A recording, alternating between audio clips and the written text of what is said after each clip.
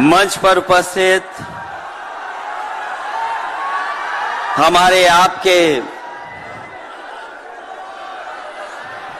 और देश के बड़े नेता आदरणीय लालू प्रसाद यादव जी,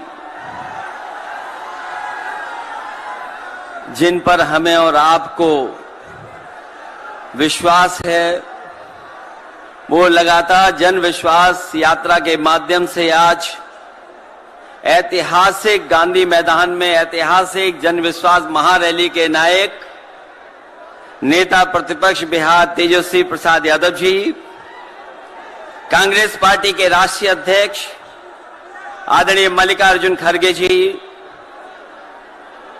राहुल गांधी जी, आदरणीय राबड़ी देवी जी, महासचिव सीपीएम सीताराम येचुरी जी, डी राजा साहब, सीपीआई एमएल दीपांकर भट्टाचार्य जी, केसी वेणुगोपाल जी, जनाब अब्दुल बरी सिद्दीकी साहब, तेज प्रताप यादव जी और मंच पर उपस्थित बड़ी संख्या में इंडिया गठबंधन के सभी हमारे नेता और इस ऐतिहासिक मैदान में उपस्थित बिहार की महान जनता, पत्रकार साथियों, मैं सबसे पहले तेजस्वी जी को और उनके दल को बहुत बहुत बधाई देना चाहता हूं। साथ ही साथ इस इंडिया गठबंधन और महागठबंधन के जितने भी दल हैं, जिनके कार्यकर्ता मैं देख रहा हूं मैदान में तो है ही, पटना के चारों तरफ और पटना की सड़कों पर मुझे दिखाई दिए हैं, जिन्होंने चुनाव शुरू होते ही ऐलान कर दिया है कि अगर उत्तर प्रदेश 80 हराओ का नारा दे रहा है, अगर उत्तर प्रदेश 80 हराओ का नारा दे रहा है तो बिहार भी पीछे नहीं है, 40 हराओ का नारा यहां से भी निकल करके जा रहा है। और अगर यूपी और बिहार मिलकर के 120 सीट हरा देंगे तो भारतीय जनता पार्टी का क्या होगा। मैं अभी सुन रहा था, हमारे कम्युनिस्ट पार्टी के नेता ये कह रहे थे कि समुद्र मंथन हुआ था कभी। समुद्र मंथन हमारे सभी लोगों को पता है, समुद्र मंथन के दौरान क्या हुआ है। लेकिन इस ऐतिहासिक मैदान में मैं कहना चाहता हूं कि 2024 में संविधान मंथन होने जा रहा है। एक तरफ वो लोग हैं जो संविधान बचाना चाहते हैं, संविधान के रक्षक हैं, और दूसरी तरफ वो लोग हैं जो संविधान के भक्षक हैं, संविधान को खत्म करना चाहते हैं। मैं जब बिहार आया हूं आपके बीच में, जब मैंने अखबार उठा करके देखा तो एक युवती ने जान दे दी।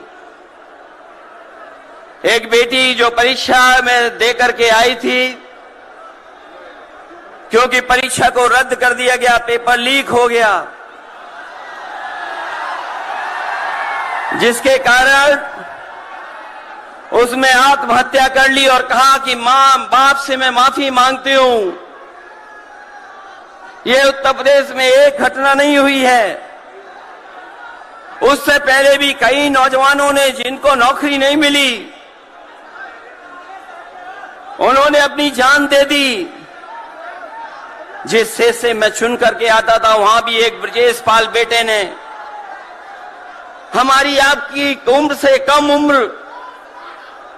उस नौजवान ने पढ़ी लिखी डिग्री जो थी, उन डिग्रियों को जला करके और आत्महत्या कर ली।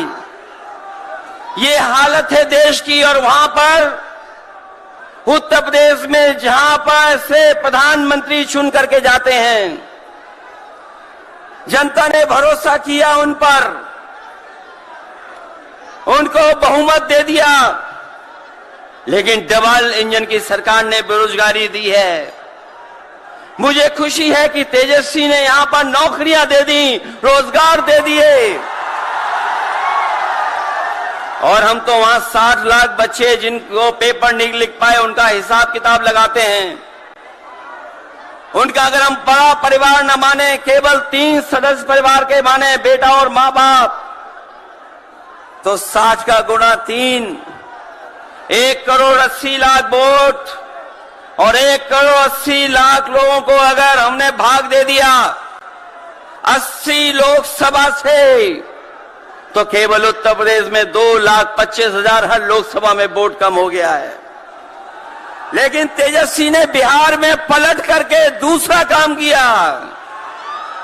अभी 3 लाख नौकरी दी, हिसाब लगा लो कितने परिवारों का जीवन बदला। और सोचो 10 लाख नौकरी मिल जाती तो कितना परिवारों का भविष्य बदल जाता। इसलिए जो लोग कहते हैं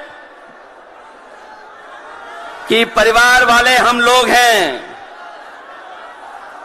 ये जो आरोप लगाते हैं परिवार वाला आरोप हम लोगों पर, मैं उन भारतीय जनता पार्टी के लोगों से कहना चाहता हूं कि भारतीय जनता पार्टी इस बात संकल्प ले कि किसी परिवार वाले को टिकट नहीं देंगे, और संकल्प ये भी ले कि किसी परिवार वाले से वोट मांगने भारतीय जनता पार्टी के लोग नहीं जाएंगे। मैं तो ये जोश देख रहा हूं यहां मैदान में, ये जो जोश दिखाई दे रहा है यही बदलाव लाएगा, यही भाजपा को हटाएगा। जब जोशीले नौजवान मिल जाते हैं तो बड़े बड़े लोगों का तख्त हिल जाता है। तो इस बार उन्हें आप बाहर करोगे कि नहीं करोगे? पहली सूची बीजेपी की आ गई, उस सूची में बिहार बाहर है, बिहार नहीं है उसमें। इसलिए बिहार से वो बाहर जाने वाले हैं, यूपी वाले भी बाहर कर रहे हैं उन्हें। इसलिए मैं आप सबका धन्यवाद देता हुआ और आदरणीय लालू प्रसाद यादव जी का मैं विशेष धन्यवाद दूंगा कि जो इस रैली में पधार करके न जाने कितने लोगों का मनोबल बढ़ाने का काम कर रहे हैं। न केवल यूपी के लोगों का, बिहार और देश के लोगों का मनोबल बढ़ा रहे हैं। और जो तकलीफ और परेशानी उन्होंने जीवन में देखी है वो राजनीतिक देखी है। ये राजनीति की वजह से तकलीफ और परेशानी है। मैं अभी तेजस्वी जी को सुन रहा था, उन्होंने कहा कि एक एजेंसी आ गई। ये एजेंसी इसलिए आई है कि राजनीति में हम लोग हैं, और हम लोग अगर इनका मुकाबला न कर रहे होते तो कोई एजेंसी नहीं आती। उन्हें डर है कि ये ताकत मिलकर के, ये गठबंधन बन करके उनको हटाने का काम करेगा। इसलिए मैं आपसे कहना चाहता हूं, 120 हटाओ, देश बचाओ। भाजपा हटाओ, संविधान बचाओ। भाजपा हटाओ, देश बचाओ। भाजपा हटाओ, आरक्षण बचाओ। भाजपा हटाओ, नौकरी पाओ। भाजपा हटाओ, संकट मिटाओ। मैं इन्हीं शब्दों के साथ मैं सभी लोगों का बहुत बहुत धन्यवाद और आभार प्रकट करना चाहता हूं, इस उम्मीद और इस भरोसे के साथ कि जब कभी हम लोग अगली बार मिलेंगे तो ये डबल इंजन की सरकार बाहर होगी, यूपी से लेकर के बिहार तक भारतीय जनता पार्टी बाहर होगी। बहुत बहुत धन्यवाद आपका। शुक्रिया अखिलेश भाई। अब मैं आग्रह करूंगा भारतीय राष्ट्रीय कांग्रेस के राहुल गांधी जी से, जिन्होंने पूरे देश में यात्रा करके कण कण